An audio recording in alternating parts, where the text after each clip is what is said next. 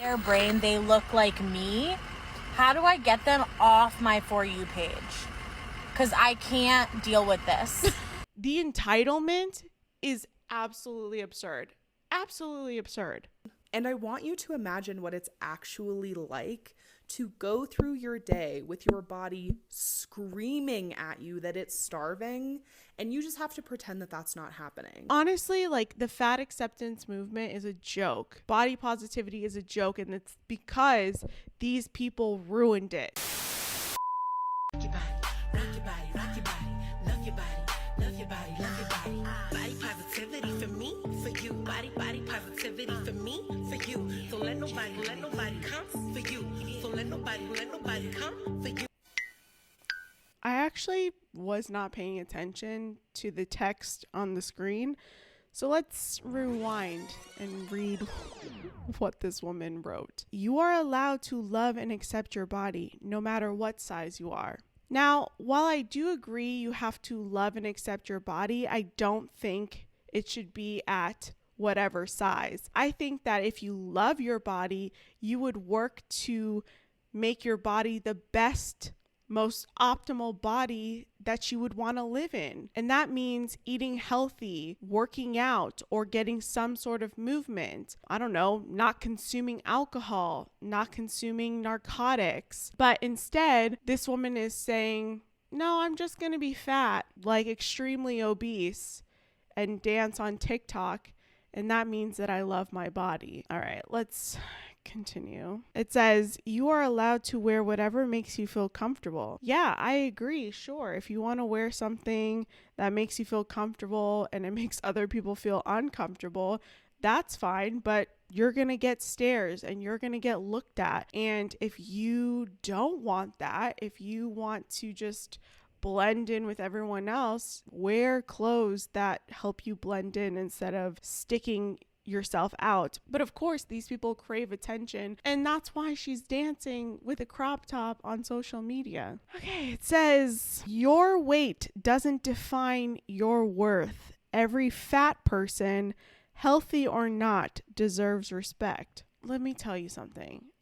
I'm sorry to break it to you, but men have preferences. People have preferences. There are some men and some people that like that, but that is a small minority of people. And yes, you should have self-respect and you should work on yourself and you should have discipline. All bodies are good bodies. Don't let society fool you into thinking you can't be happy or successful because of your size. Listen, there are limitations to things.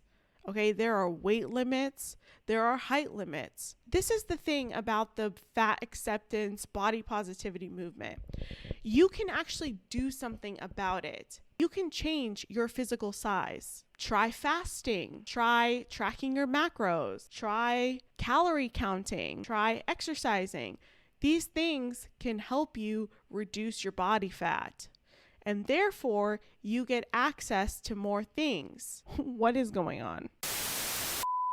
Hey guys, welcome back to my channel. If you're new here, my name is Rebecca. So today we are going to look at the fat acceptance movement, the body positivity movement on TikTok.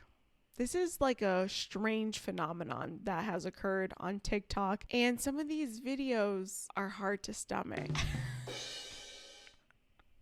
Mom jokes. So without further ado, let's get into it. It never fails that anytime I talk about my eating disorder or all the things I used to do to lose weight, at least one person will pop their head out of the ground just to say, you know, you can lose weight in a healthy way. It doesn't need to be so extreme. And I don't know how else to explain that for me and for many, many other people, that is simply untrue. Because the second I start ignoring my body's cues, it's over.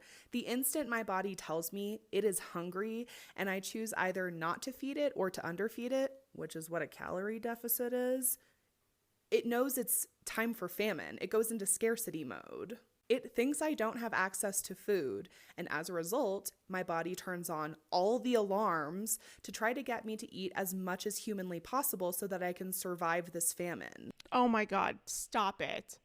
Stop. Stop. I'm curious. What would happen if there was an actual famine? Seriously, we have so much access to food that this becomes the narrative. Like the rest of us don't have bodies. The rest of us have never been hungry or starving or hangry. And I get it. Listen, eating disorders, hard, okay?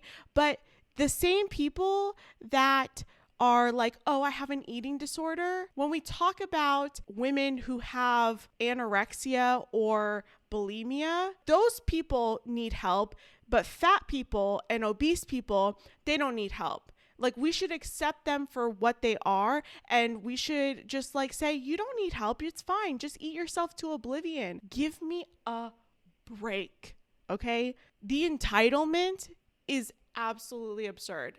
Absolutely absurd. And I want you to imagine what it's actually like to go through your day with your body screaming at you that it's starving, and you just have to pretend that that's not happening. Yeah, I do it all the time. I fast. I fast on a very regular basis. At the beginning of my fasting journey, my body would scream at me and say it was hungry. What happens to your body is that it stops being hungry. It just continues. You forget that you were hungry. This happens to me on long fasts. I get super hungry, and in maybe a 30-minute to an hour window, I forget that I was hungry. My body's like, okay, cool. Like, no food enter my body. Sweet, fine. Just drink the water and you'll be fine. It's consuming all of your thought space and all of your energy, but you just have to pretend it's not real. Imagine this woman in a third world country when food access is not readily available.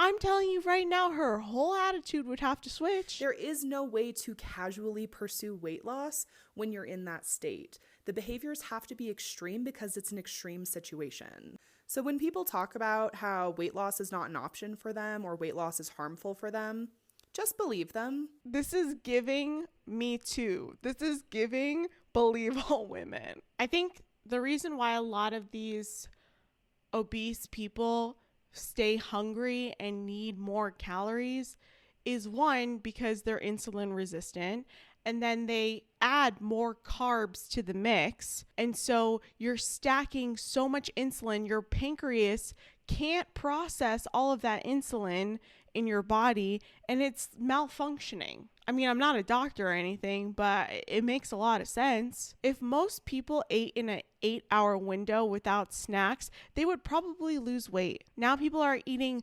6, 7, 8 times a day. They're eating 18 hours a day and fasting for the 8 hours that they go to sleep, and they immediately have to wake up and eat food. We are a generation that eats the most amount of food, that has the most food availability, and yet we are still more hungry. These people are getting even bigger and bigger. If you even look back a couple decades ago, the average fat person doesn't look like the fat person we have today. The entitlement of the fat acceptance movement and these influencers are absolutely absurd.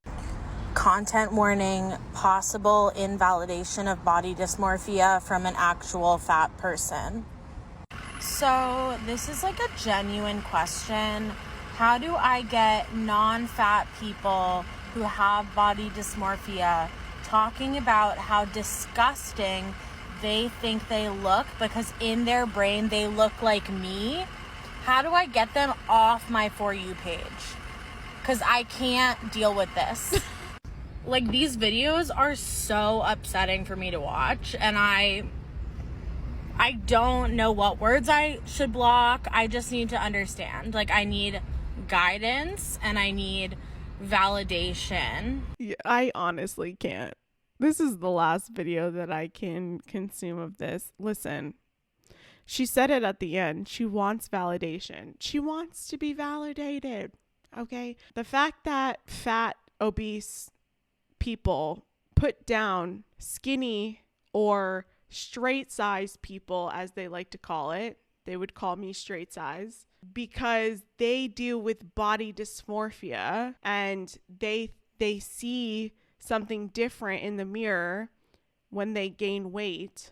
Fat people and obese people can completely devalue that, dehumanize that experience for other people to validate their feelings, to make them feel good about themselves. How body positive is that? And these people go on and rant and talk so much bullshit on TikTok, and then we're expected to feel bad. I'm supposed to feel bad, but you can shame skinny people or straight sized people. Honestly, like, the fat acceptance movement is a joke. Body positivity is a joke, and it's because these people ruined it. You should love your body. You should have respect for yourself. You should do all of these things, but you're not guaranteed love. You're not guaranteed respect. Just because you love yourself, just because you respect yourself, doesn't mean that everyone else have to love and respect you and affirm and validate your feelings. You should validate your own feelings. Go get therapy. Go eat something healthy. It might actually make you feel better. It might change the way that you look at the world if you start consuming better content, if you start consuming better things into your body, if you start moving more. I don't know, guys. Let me know what you guys think down in the comments below. I'm sure I'm just going to get a ton of hate from the fat acceptance, body positivity, woke mafia. But I'm ready. So let me know what you guys think. Give this video a big thumbs up if you liked it. Subscribe down below, and I'll see you in my next one. Bye, guys.